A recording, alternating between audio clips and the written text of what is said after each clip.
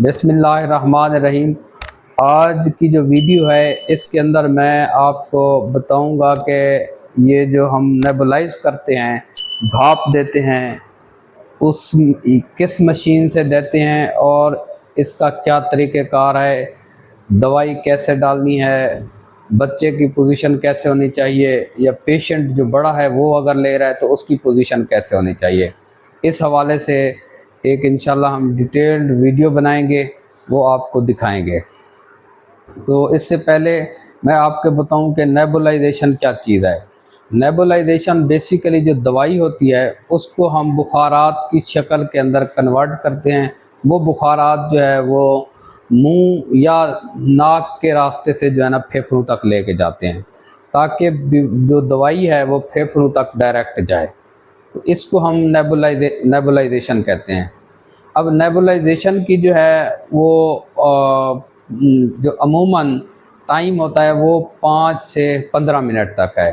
जो हम दवाई बनाते हैं वो हम 5 से 15 मिनट तक उसको इन्हेल करते हैं। उसमें भी दो तरीके हैं। एक तो अगर छोटा बच्चा है तो उसको कोशिश करें कि फेस मास्क के ज़रिए ही दें, और अगर बड़ा बच्चा है या एडल्ट है तो उसको कोशिश करें माउथ पीस के ज़रिए दें।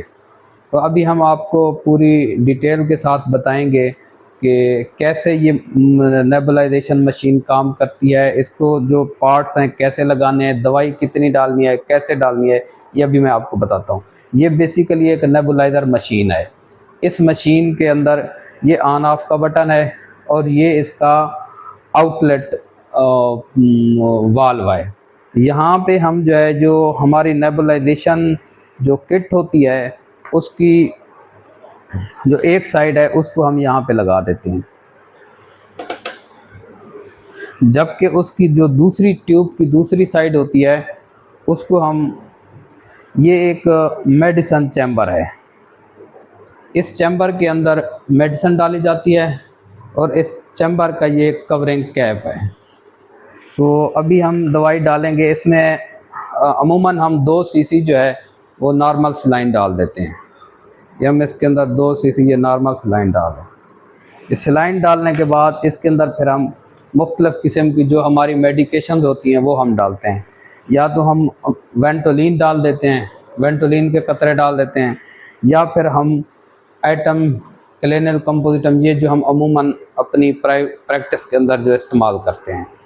अगर हम वेंटोलिन की बात करें तो इसका तो सिंपल यूज़ है कि इस तरह की अगर दवाई है तो उसको खोल के उसके जो है ड्रॉप्स इसके अंदर डाल दिए जाते हैं। अमूमन 2 सीसी के अंदर 10 से 12 ड्रॉप डालते हैं। एक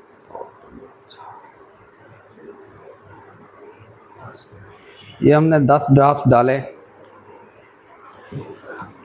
ये तो है सिंपल कि हम इसको खोल के ड्राफ्ट डाल दिया। अब ये जिस तरह आइटम है इसके अंदर इस तरह ये इस फार्म में ये मेडिसिन आती है। इसको हम करते क्या हैं कि इसको ऐसे रोटेट करते हैं। ये हमने अलग कर ली, ये कैप इसकी अलग कर ली। इसको हम फिर जब दवाई डालनी हो इसके भी जितने कतरे रिक्वायर्ड होते हैं वो डाल देते हैं। ये अब खोलने के बाद जो बाकी दवाई बच जाती है उसको हम इसी जो हमने कैप उतारी थी इसको उलट साइड पे, दूसरी साइड पे वो इसके अंदर फिक्स करते हैं। फिक्स करके ये अब फिक्स हो गई। तो इस तरीके से हमने जब इस कैप को उलट लगाना है तो ये फिर दवाई महफूज हो जाती है। इसको हम दोबारा यूज़ भी कर सकते हैं। अच्छा, इसके अंदर हमने सलाइन डाला, उसके बाद इसके अंदर जो है ना हमने मेडिकेशन डाली। मेडिकेशन डालने के बाद हमने इस कप को इसके साथ फिक्स कर दिया। अब ये कप फिक्स हो गया है। अब इसी कप के साथ जो नेबुलाइजेशन किट का दूसरा एंड है वो हम लगा देंगे नीचे। अच्छा, इसके अंदर फिर 2 ऑप्शन हैं। एक तो ये है कि इसके अंदर माउथ पीस लगाया जाए और माउथ पीस को मुंह के अंदर लिया जाए और दांतों के दरमियान रख के मुंह बंद करके उसको नॉर्मल जो सांस जिस तरह लेते हैं उसी नॉर्मल सांस से वो इनहेल करें। दूसरा जो हम बच्चों के अंदर अमूमन यूज़ करते हैं, अगर छोटा बच्चा हो तो उसके लिए हम ये छोटा मास्क यूज़ करते हैं। अगर बड़ा बच्चा हो तो उसके अंदर हम ये बड़ा मास्क यूज़ करते हैं।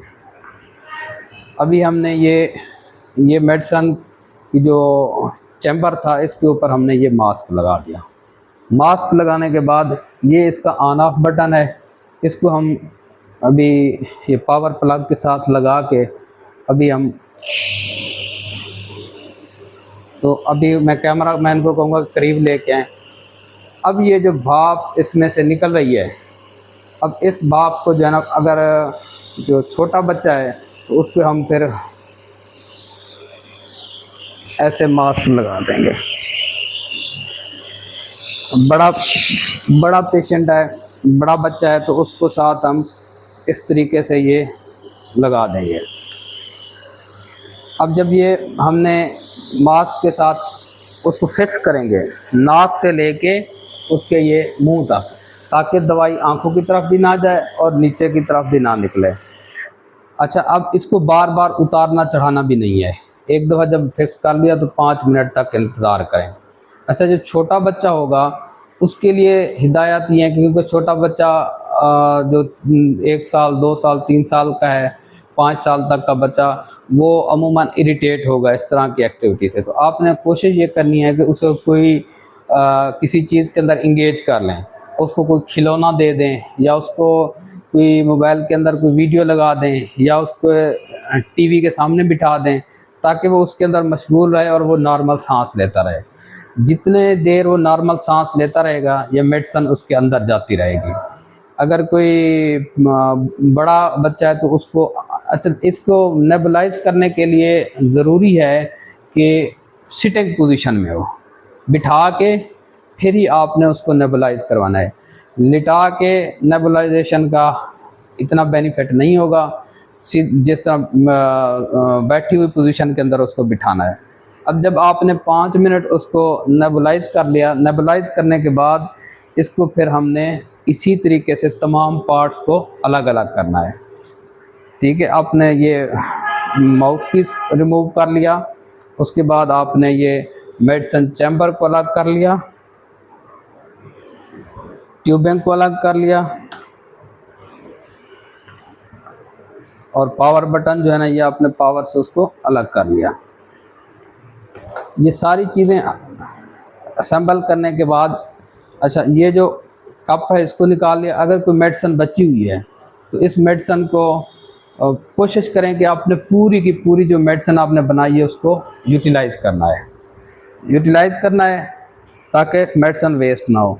हाँ, अगर आपने नेबुलाइज किया और आप देख रहे हैं कि इस ट्यूब के अंदर अभी भी जो मेडिसिन वाली साइड के ऊपर कोई मेडिसिन रह गई है ट्यूब के अंदर, तो आप इस ट्यूब को यहाँ पे लगा के इसको ऑन कर दें, ताकि इससे एयर गुजरे, और अगर मेडिसिन इस ट्यूब के अंदर फंसी हुई है तो वो निकल जाए। ये भी अगर मेडिसिन इस ट्यूब के अंदर आ जाए तो, अगर नहीं है तो फिर ज़रूरत नहीं होती इस तरह वॉश करने की। अच्छा, अब आपने ये सारी चीज़ें जब अलग अलग कर ली, अब इसको अगला मरहला आ जाता है कि इसको डिसइंफेक्ट कैसे करना है, ताकि दोबारा से जब हम इसको यूज़ करें तो उसके अंदर फिर हमें प्रॉब्लम ना हो। तो डिसइंफेक्ट करने के लिए तरीका ये है कि या तो पानी को गर्म करके बॉयल वाटर के अंदर इसको साफ़ करें, अगर बॉयल वाटर से नहीं करते तो सिरका मिला हुआ पानी, सिरका और पानी मिक्स करके एक वाटर टब लें, उसके अंदर सिरका, 1 हिस्सा सिरका और 3 हिस्से जो है ना पानी डालें। उसके डालने के बाद इसमें ये सारी जो चीज़ें हैं जो यूज़ हुई हैं, इनको उसी के टब के अंदर रख दें। कुछ देर रखने के बाद आप इस चीज़ को इनको निकाल लें और फिर इनको खुश्क कर लें।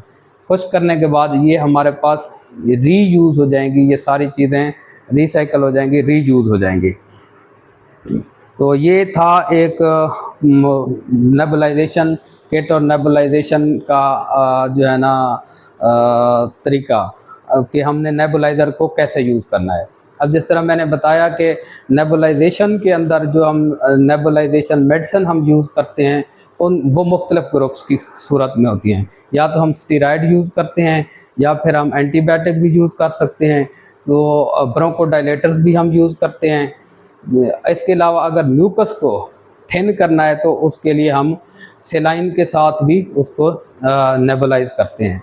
तो ये इस आज की जो हमारी वीडियो थी वो सिर्फ़ और सिर्फ नेबुलाइजेशन मशीन के इस्तेमाल, उसका रीयूज़ का तरीका और किस तरह लगाना है, किस पोजीशन में बैठना है और किस तरह इस्तेमाल करना है, वो इस हवाले से था।